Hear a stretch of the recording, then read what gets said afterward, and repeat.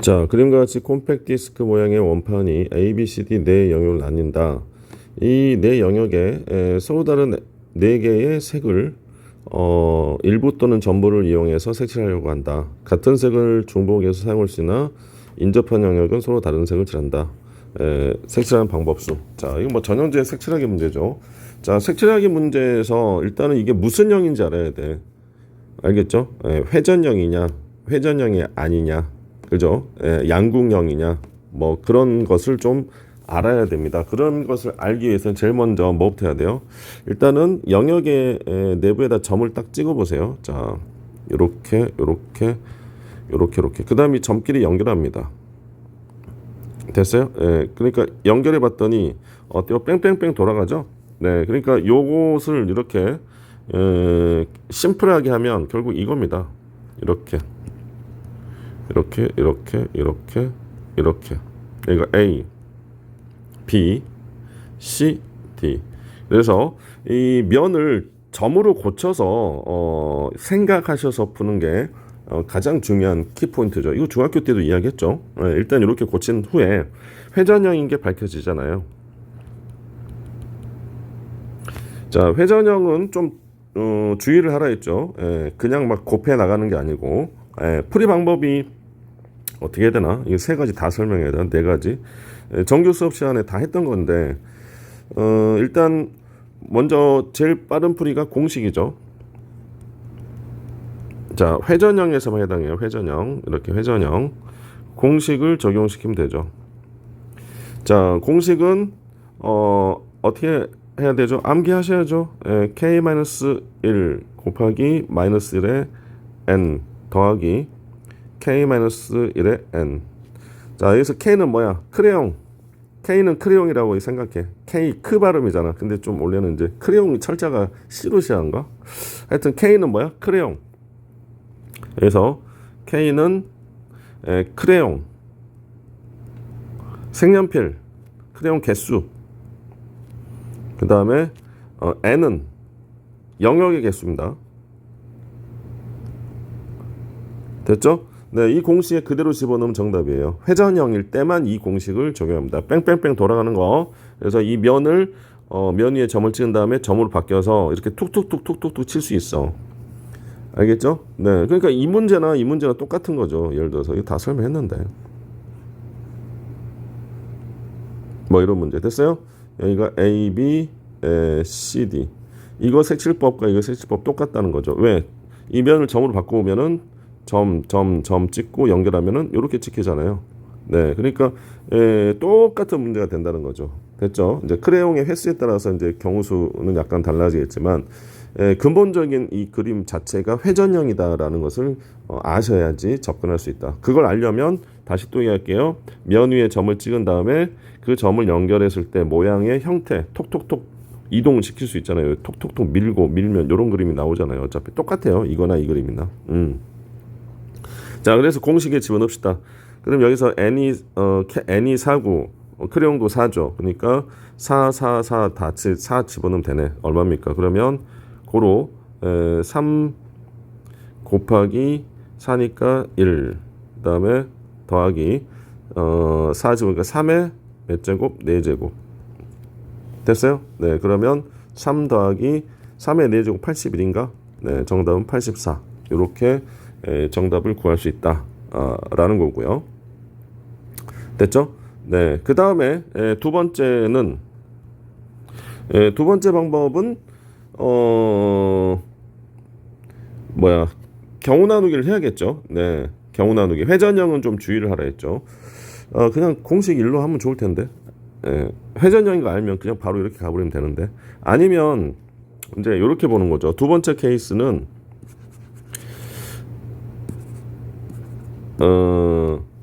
여기에서 이제 B하고 D가 같은 색일 때와 B하고 D가 다른 색일 때 이렇게 나누어서 보겠다라는 거예요. 오케이? 네. 됐죠? 그래서 B하고 D가 같은 색일 때, B하고 D가 다른 색일 때. 아니면 뭐 심표 나누기. 차라리 심표 나누기가 낫거든. 뭐 어떻게 할까? 그냥 경우 공식 되면 되는데 이거 하도 많이 설명해가지고 그러면 이제 선생님이 자주 사용하는 순서 먼저 저는 바로 공식에 집어넣고요. 두 번째는 뭐 쉼표 나누기. 예. 자, 다 해볼게요. 네, 시간이 걸리더라도. 자, 쉼표 나누기. 자, 이제 케이스 분류를 한다는 거죠. 네 가지 크레용을 다 사용할 때, 세 가지 크레용만 사용할 때, 두 가지 크레용을 사용할 때. 자, 1. 케이스 분류하는 거예요. 자, 1. 네 가지 색 사용. 자, 네 가지 색을 사용해서 색칠하는 경우 수는 그죠? A 그다음에 B, C, D 전부 다 어때요? 다른 색을 사용하겠다는 거죠. 됐어요? 그래서 4 곱하기 3 곱하기 2 곱하기 1. 그다음에 두 번째 세 가지 색만 사용해서 색칠하는 법.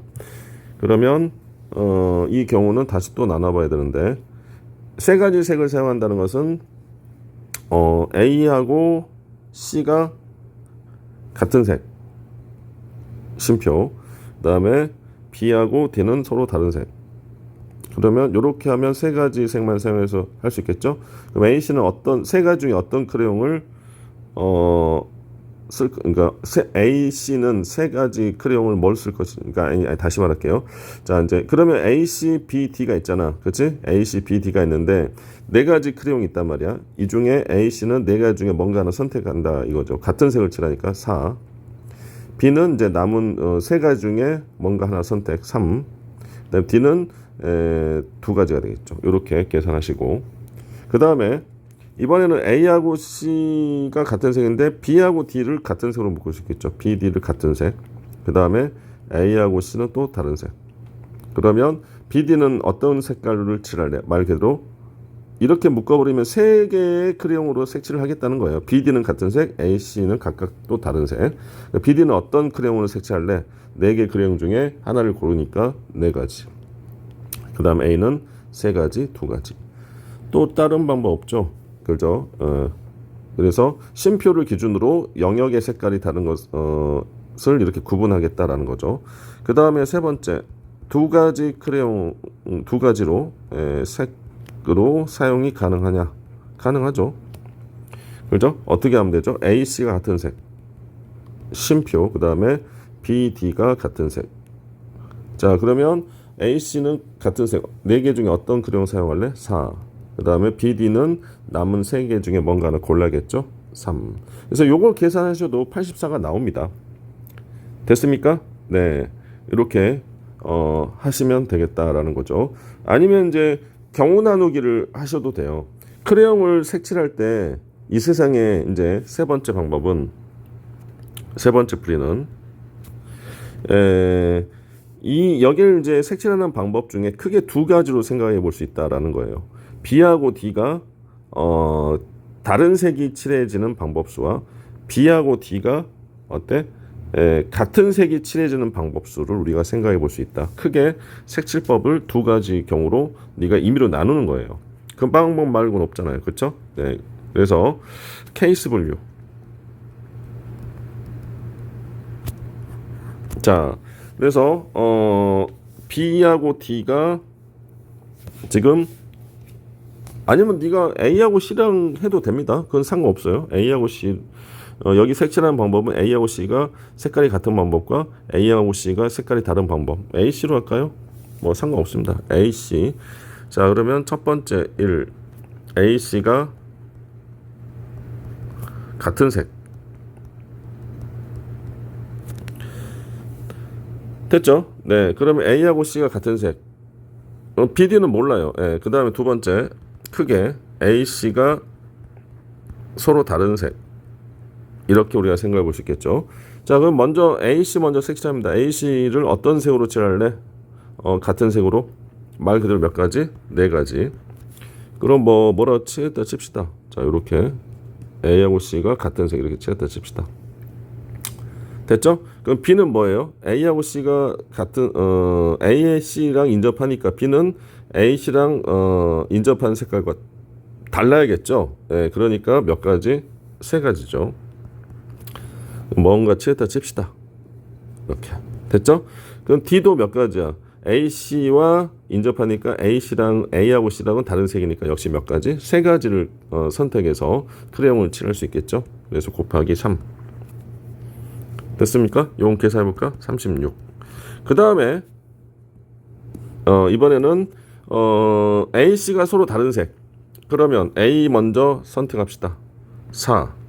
그럼 C는 몇 가지? A랑 다른 색을 칠해야겠죠. 예를 들어서 A가 요 색을 했는데 그러면 C는 요 하늘색을 제외한 다른 색을 선택해야 되니까 몇 가지가 됩니까? 세 가지가 되겠죠. 그래서 이렇게 색칠했다 칩시다.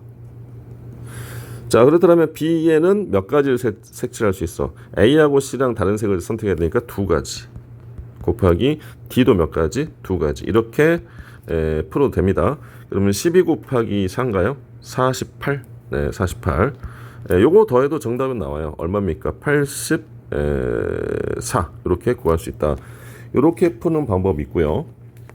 됐죠? 그래서 공식을 적용하든지 아니면 심표. 그러니까 크레용을 기준으로 네 가지 크레용을 사용할 것이냐, 세 가지 크레용을 사용할 것이냐, 두 가지 크레용을 사용할 것이냐. 이런 세 가지 색을 사용한다면 어떤 두 영역을 같은 영역으로 색칠할 것이냐 이렇게 나눠서 심표 나누기 하는 방법. 아니면 케이스 분류. A, C가 같은 색일 경우 크게 두 가지로 네가 이제 임의로 분류를 하는 거야. 색칠법이 다 칠하고 놓고 보면 A하고 C가 같은 색이네. 크게 한 가지. A하고 C가 다른 색이네. 이렇게 분류를 하는 거야. 아니면 B하고 D를 해도 됩니다. 알겠죠? B, D가 같은 색, B, D가 다른 색. 어차피 되고요.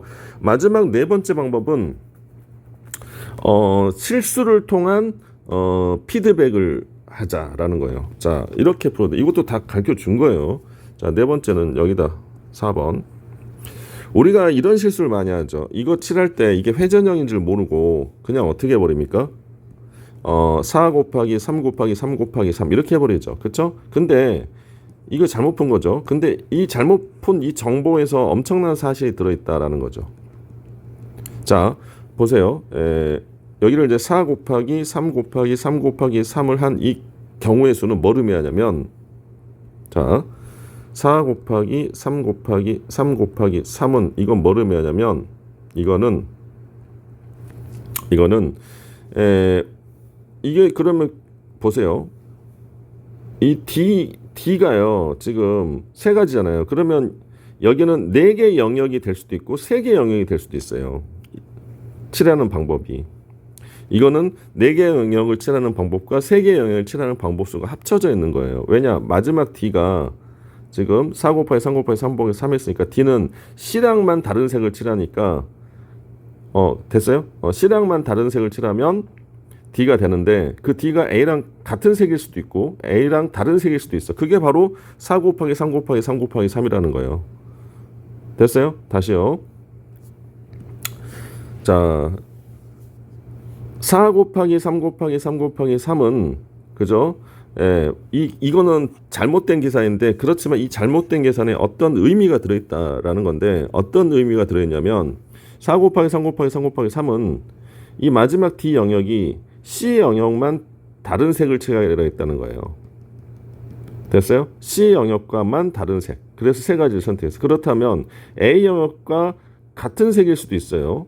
그죠? A 영역과 다른 색일 수도 있겠죠? 그 말은 A 영역과 D 영역이 다른 색이면 4개 영역으로 구분이 되고 A 영역과 D 영역이 같은 색이면 3개의 영역으로 구분됩니다. 그래서 그 말은 즉 무슨 말이 되냐면 요거 이해하면 고수인데 4 곱하기 3 곱하기 3 곱하기 3은 4가지 영역 색칠하는 경우수 더하기 3가지 영역 색칠하는 경우수가 혼합된 거예요.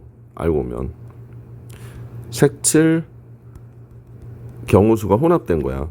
그러면 뭘 빼주면 돼요? 네가 원하는 것은 4가지 영역을 색칠하는 경우수를 구하는 거니까 여기에서 뭘 빼면 돼? 3가지 영역을 색칠하는 경우수를 빼주면 돼요. 그렇다면 3가지 영역을 색칠하는 경우수는 자, 대충 그려볼까요? 자, 이렇게 됐을 때 3가지 영역. 자, 이렇게 하나, 둘, 셋. 하나, 둘. 그죠? 잠깐만. A, B, C. 그죠? 예. 이렇게 돼버리죠. 세 가지 영역을 색채하는 경우 수. 그럼 D하고 A가 같은 색이니까 이걸 지워야 되잖아. 자. 이래 됩니다. 그죠? 예, D하고 A가 같은 색이니까. 이렇게 칠하는 방법 수는 여기 칠하는 방법 4가지. 여기 칠하는 방법 3가지. 그쵸? 예, C 칠하는 방법 3가지잖아요. 맞죠? 네. 그래서 4 곱하기 3 곱하기 3 요걸 빼주면 됩니다. 그래서 4 곱하기 3 곱하기 3 곱하기 3에서 얘를 빼주면 역시 정답은 나옵니다. 자, 뭐 이렇게 뭐 장황하게 자세히 한 4가지 방법으로 설명을 했는데 다 필요 없고요. 그냥 첫 번째 방법 아니면 두 번째 방법 아니면 세 번째 방법. 그렇죠? 이제 여유가 있고 이제 나는 수학 고수다. 그럼 네 번째 방법까지 기억하시면 이제 이게 점화식으로 들어갑니다. 그러니까 여기까지 설명하면 이제 머리가 아프거든요. 근데 수업 시간에 정규 수업 시간에는 했던 거예요. 알겠죠? 그래서 어쨌든 간에 다시 한번 재복습과 공부를 하시길 바라겠습니다.